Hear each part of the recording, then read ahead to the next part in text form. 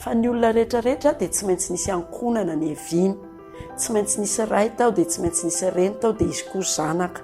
Dia ianao izay manaraka an'izao fandaharana izao dia mety toerana anankitelo no misy ianao, na ianao ray, na ianao reny, na ianao zanaka. Ho jerentsika voalohany ary hoe inona ny tena anjara andraikitry ny ray.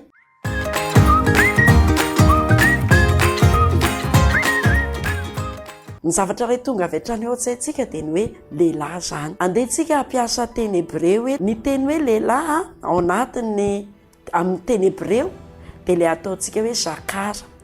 Io teny hoe zakara io dia midika hoe matsiaro, mampatsiaro. Izany zany no milaza andraikitra lehibe tokoa eo anivon'ny fianakaviana. Ny andraikitra iray izay tsy afaka miala amin'ny lehilahy dia ny hoe anjarany mampatsiaro ny zavatra rehetra.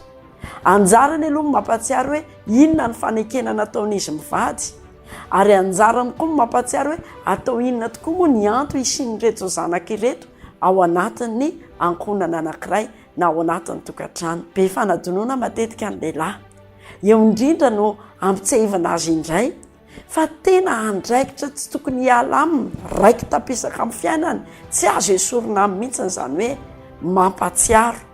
Mampatsiaro ny ankohonana rehetra, ny antom-pisiny sy ny maha-izy azy, ary indrindra izay iraka mpanaovana an'izany ankohonana izany eo anivon'ny fiarahamonina.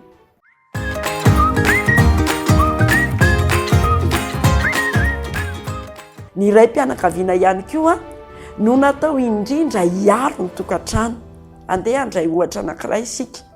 Io trano io dia tahaka io tokantrano io dia tahaka ny trano anankiray azafady, misy fototra, misy rindrina, misy tafo.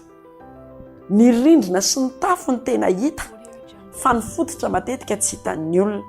Samy manana izay fototry ny tokantrano ny olona tsiraray avy. Raha hiresaka ny kristianina isika dia mazava be ny kristianina fa JEJOO ny fototry ny tokantrano. Raha ny amin'ny fivavahana hafa koa dia mety manana izay fototry ny tokantrano izy, fa ity kosa ny rindro ny tokantrano dia tsy inona izany fa ny vehivavy, ary ny tafo ny tokantrano ny lehilahy zany. Izany hoe andraikitry ny lehilahy no miaro amin'ny masoandro, miaro amin'ny rivotra, amin'ny orana, ary izay ny mahasarobidy an'io andraikitry ny lehilahy io satria miankina aminy tanteraka ny fiarovana an'izany atao hoe ankohonana sy ny tokantrano izany. Tokony ho tsaroan'ny lehilahy zany, ary izay no andraikitra lehibe sy sarobidy tena tanany eo anatin'izany tokantrano izany. Dia andeha antsika handray ohatra n'ilay ohatra nyraisintsika teo ihany hoe raha vao ny tafontrano ohatra mitete dia feno rano ao an-trano, ary raha sanatria mitsoaka io tafontrano io dia hainao tsara izany mitafo lanitra izany fa tena zava-doza. Izany hoe rehefa ny lehilahy tsy mahatsiaro ny andraikiny na ray tahaka ny trano feno rano ao anatin'ny tokantrano, na ray mitafo lanitra ny ankohonana.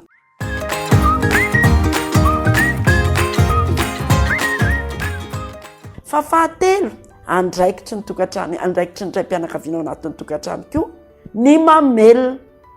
Fantatsika tsara zany, antom-pisian'ny lehilahy eto amin'izao tontolo izao hiasa, ary izany no mahatonga hoe fepetra anankiray apetraka mihitsy maray-pianakaviana ny raim-pianakaviana ny fananany asa, satria tsy afaka natanteraka ny andraikiny izy raha ohatra ka tsy manana an'izany asa izany. Mbola azo eritreretina ny hoe renim-pianakaviana tsy miasa fa mijanona ao anatin'ny tokantrano, fa tsy azo eritreretina kosa izany raim-pianakaviana nefa tsy manana asa na zavatra tsy manana tao fa mipetra-potsiny ao anatin'ny tokantrano.